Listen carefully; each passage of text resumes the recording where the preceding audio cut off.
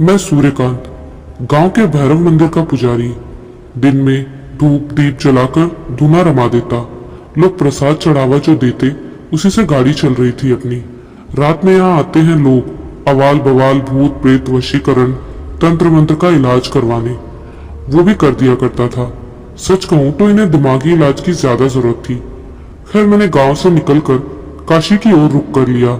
वहां जाकर वेद भाष्य योग गीता की शिक्षा लेने की इच्छा थी। एक गुरुकुल में दाखिला भी मिल गया। गुरुजी भी अच्छे ही थे, अपने छात्रों से काफी प्रेम रखते थे। रोज सुबह उनकी पूजा के लिए तुलसी दल और बिल्व पत्र जुटाना मेरा कार्य था। इससे मुझे उनका सानिध्य प्राप्त होने लगा। उन्हीं की कृपा से वेद वेदांगों में पारंगत हो पाया। पर यहाँ भी मेरा मन ना लगा तो योग शिक्षा लेने लगा। जब देखा योग भी मेरे मन को शांति नहीं दे पा रहा है, तब इच्छा हुई तंत्र साधना करने की। एक बार गुरुजी से जिक्र किया था, तब वो बड़े नाराज हुए। इसे अभी तक वर्जित ही माना जाता रहा है, परंतु मेरी जिज्ञासा ही थी जो मुझे वहां तक खींच ले गई। एक रोज बनारस में मिले कुछ नागा साधुओं से मेरी चर्चा हुई और तभी से मैं गुप्त रूप से उनके संपर्क में रहने लगा। गुरुजी कहा करते थे, तंत्र से अर्जित शक्तियां किसी का भला नहीं कर सकती और जाने अनजाने व्यक्ति इसका गलत इस्तेमाल कर ही लेता है। लेकिन फिर भी रात्रि में चुपचाप गुरुकुल से निकलकर शमशान जाकर साधना करने लगा। सुबह तक मैं लौट आता था। कुछ महीनों तक ये सब चलता रहा, लेकिन एक रोज गुरुजी ने आश्रम की दीवार फांदते देख लिया। मुझे एक वर्ष के लिए गुरुकुल से निकाल दिया गया। अब और कोई आसरा नहीं था, तो वापस शमशान की ओर ही लौट गया।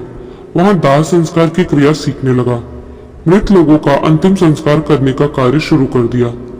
वहीं रात में अपनी तंत्र साधना करने लगा। एक रोज जब मैं एक अंतिम संस्कार करके लौट रहा था, रास्ते में मुझे ध्यान आया मैं अपना ताम्र पात्र वहीं छोड़ आया था। वापस लौटा तब तक वो चिता बुझ गई थी, लेकिन इतनी जल्दी मुझे कुछ समझ नहीं आया। मैंने इधर उधर देखा, तब मुझे नदी किनारे की ओर जाता औघड़ दिखा। औघड़ नदी में हाथ पैर धोने के लिए झुका और मैं उसे देखता रहा।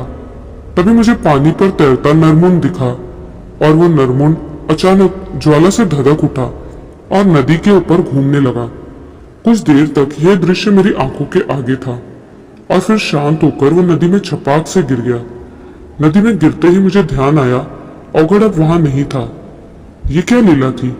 मैंने उसे ढूंढना शुरू किया। आसपास के रास्तों पर देखा, फिर मुझे वो मुख्य सड़क को पार करता दिख गया। मैं उसके पीछे पीछे हो लिया। कई रास्तों को पार करता हुआ वो एक निर्जन से जगह की ओर बढ़ रहा था। कौन है तू? उसने चलते चलते मुझसे पूछा।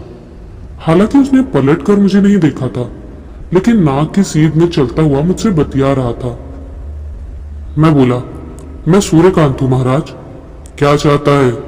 औघड़ गुस्से में होकर बोला, महाराज तंत्र साधना। औघड़ जोर से हंसा और बोला, भाग जा और अपने घर हो ले। घर गृहस्थी बचाने की सोच। महाराज कुछ ठान कर ही आया हूं। अगर कुछ ना बन पाया तो चेला ही बना लेना। यह घर गृहस्थी बचाने की मेरी कोई इच्छा नहीं है। चलते चलते हम उसकी कुटिया की तरफ आ चुके थे। औघड़ अंदर घुस गया और मैं बाहर ही खड़ा रहा। एक दो बार मैंने अंदर झांकने की कोशिश की, पर अंदर जाने की हिम्मत नहीं थी। अंदर जाकर औघड़ ने अपने झूले में से कुछ निकाला और एक थाली में रख दिया। कुछ मंत्र बुदबुदाते हुए उसे खाने लगा। वो उस चिता में जलती लाश का मांस था। एक बार तो मैं सकपका गया। फिर उसने अंदर से आवाज दी, सूर्यकांत अंदर आ जा। मैं थोड़ा घबराने लगा।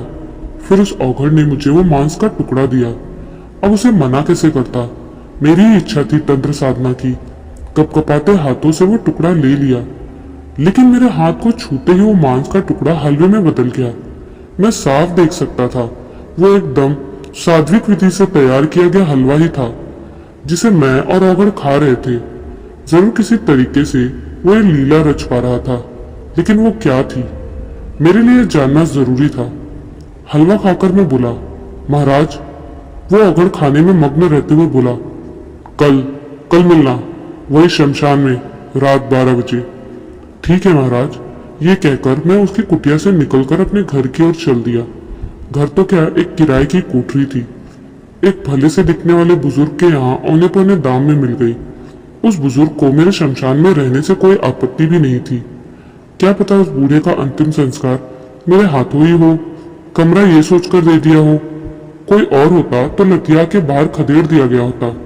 घर आते ही सो गया और अगले दिन महाकाल की पूजा अर्चना कर गंगा घाट पर ही बैठा रहा।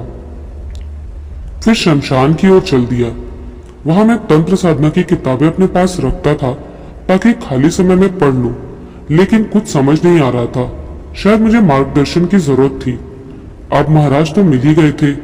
आज लग रहा था मेरी इच्छा जरूर पूरी होगी। रात 12 बजे महाराज जी पधारे। मैंने लकड़ियां, कपूर आदि इकट्ठा किए। साथ ही नारियल, रोली, चावल, लौंग, इलायची, सुपारी ये सामग्री भी ले आया था। पूजा शुरू की। पूजा तो क्या, हवन क्रिया थी और महाराज द्वारा मुझे दीक्षा दी जानी थी। हवन के पश्चात उन्होंने मुझे भैरवी साधना के सभी नियम आदि बता दिए। यंत्र आदि भी शिक्षा मुझे दी गई और कान में दीक्षा मंत्र फूंक कर महाराज जी चल दिए। यहाँ से आगे की साधना मुझे खुद करनी थी। इसके बाद कई दिनों तक अविवाहित लाश ढूंढता रहा जो अंतिम संस्कार के लिए आए। वैसे तो शमशान में लाशें ही आती थी, परंतु मुझे साधना के लिए तलाश थी अविवाहित कन्या की लाश की। ऐसा इसीलिए कि उन्हें साधना आसान होता है और भैरवी की कृपा भी उन्हीं के माध्यम से पाई जा सकती है। जब मुझे ऐसी लाश की अंत्येष्टि करने का मौका मिला तब मैंने जी जान से उसका अंतिम संस्कार किया। कोई विधि ऐसी छूटने न दी जिससे दिवंगत आत्मा को दुख होता। अंतिम संस्कार के बाद परिजन जब लौट गए तब मैंने जलती चिता से उसकी लाश बाहर निकाल ली। लाश आदि जल चुकी थी और अंधेरा भी घिर आया था। उस लाश पर मांस कम और हड्डियां ज्यादा नजर आ रही थी। पानी डालकर मैंने जलते मांस की आग को शांत किया। उसके बाद तो वो और भी भयानक दिखने लगी थी। उसका चेहरा आधा जला हुआ था, जिसमें नाक की हड्डी और जबड़ा साफ नजर आ रहा था। चमड़ी, मैंने जो तुम्हें साधना बताई वो एक तरह की शमशान साधना थी, जिसे शमशान में ही करना होता है। बहुत से अघोरी भैरव साधना, नाग साधना, पैशाचिक साधना भी करते हैं। मुख्य साधनाओं में नव दुर्गा साधना है, जिसे गुप्त नवरात्र, आषाढ़ मास और माघ मास के शुक्ल पक्ष के नवरात्र में ही किया जाता है। पिशाचिनी साधना, ये बहुत ही खतरनाक साधना है। मंत्र वशीकरण से किसी भी पिशाच की शक्तियों को वश में किया जा सकता है। भैरवी, तुमने जो साधना पूर्ण कर ली है वो इसके अंतर्गत आती है। यह कपालिक संप्रदाय से उत्पन्न हुई थी। कपालिक से बौद्ध वज्रयान में चली गई। वहां से इनकी मूल पद्धति में छेड़छाड़ की गई। प्रपंच सार में इनकी संख्या 7, तंत्र साधना में इनकी संख्या 8 और रुद्रमायल तंत्र में संख्या 64 बताई गई है। ये अत्यंत जटिल और तीक्ष्ण मानी जाती है। इसमें 9 यमुना का प्रयोग किया जाता है। यह रात्रि 12 बजे से शुरू की जाती है। इसमें एक विशेष चिता के सामने शरीर पर बिना किसी आवरण वस्त्र के किया जाता है। इसे तुम प्राप्त कर ही चुके हो। योगिनी साधना, जिन्हें संख्या में 8 बताया जाता है, ये काली के अवतार मानी जाती है। कहीं कहीं इनकी संख्या 64 भी कही गई है। इसके अलावा कुछ स्थानों पर वीर साधना भी की जाती है। ये अलग अलग शक्तियों से संपन्न माने जाते हैं। इन्हें धर्म रक्षक भी कहा जाता है। इनकी संख्या 52 है और ज्यादातर उत्तर प्रदेश, बिहार, मध्य प्रदेश, राजस्थान, पंजाब में ही इनकी साधना की जाती है। इनकी साधना बंद कमरे, एकांत या शमशान में ही की जाती है। यह सिद्ध होने पर नाम लेते ही प्रकट हो जाता है। राजस्थान में गोगा वीर, जाहर वीर, नाहर वीर इन्हीं वीरों के नाम है। लूना चमारी, ये शक्ति मंत्र जागृत करती है। ये बाबा गोरखनाथ की शिष्या थी। यह बहुत बड़ी तांत्रिक थी। इसके अलावा गंधर्व साधना, किन्नर साधना और नाग साधना भी की जाती है। धन्यवाद महाराज, ये जानकारी तो काफी लाभप्रद है। क्या इन सभी की साधना की जानी जरूरी है? मैं औघड़ के आगे हाथ जोड़े खड़ा हो गया। नहीं सूर्यकांत, तुमने एक बात तो साबित कर ही दी है कि यह कोई ढोंग ढकोसला नहीं है। कुछ ढोंगी लोगों ने स्वार्थ के कारण इसे बदनाम कर रखा है। इसमें काफी लोगों की नासमझी भी देखी जाती है। तुम्हें यह फर्क मिटाना होगा सूर्यकांत। इन ढोंगियों से अलग तंत्र को वापस उनकी गरिमा लौटानी होगी। लोगों को जैसा बता दिया उन्होंने वैसा ही मान लिया। कभी उस पर विचार मंथन नहीं हुआ। यह हमारी प्राचीन अनमोल विद्या थी, लेकिन ब्रिटिश साम्राज्य के दौरान इसे अंधविश्वास घोषित किया गया। यह भी एक तरह का विज्ञान है जो उन्हें सहन नहीं हुआ। हमारी गुरु शिष्य परंपरा प्रणाली धर्म ग्रंथ सब खत्म कर दिए गए या विकृत कर दिए गए, लेकिन इसे पुनर्जीवन देना होगा सूर्यकांत। मैं जानता हूँ महाराज, मैंने देखा है कुछ लोग मानसिक तनाव के चलते विक्षिप्त हो जाते हैं, अजीब अजीब हरकतें करते हैं, चीखते हैं, चिल्लाते हैं। उन पर कोई ऊपरी साया नहीं होता, बस दिमागी इलाज की जरूरत होती है। ऐसे लोगों का जमकर फायदा उठाया जाता है, लेकिन इसे रोकना होगा।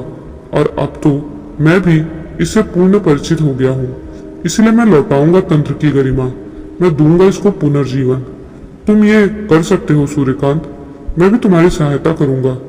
तुम मेरे साथ कामाख्या चलो, तुम्हारी बाकी दीक्षा मेरे गुरुजी करेंगे। तंत्र मंत्र को लेकर बाकी जिज्ञासा का समाधान भी आपके गुरुजी। मैं चौंका। हाँ सूर्यकांत, जब वो तुम्हारी भैरवी साधना के बारे में जानेंगे तो बहुत प्रसन्न होंगे और अन्य साधनाओं के जरिए बाकी शक्तियां अर्जित करने में भी तुम्हारी सहायता करेंगे।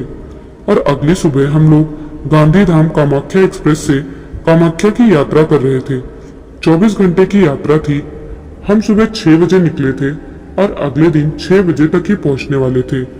कामाख्या मंदिर, जो गुवाहाटी रेलवे स्टेशन से 6 किलोमीटर दूर पड़ता है, नीलांचल पहाड़ पर यह मंदिर अवस्थित है।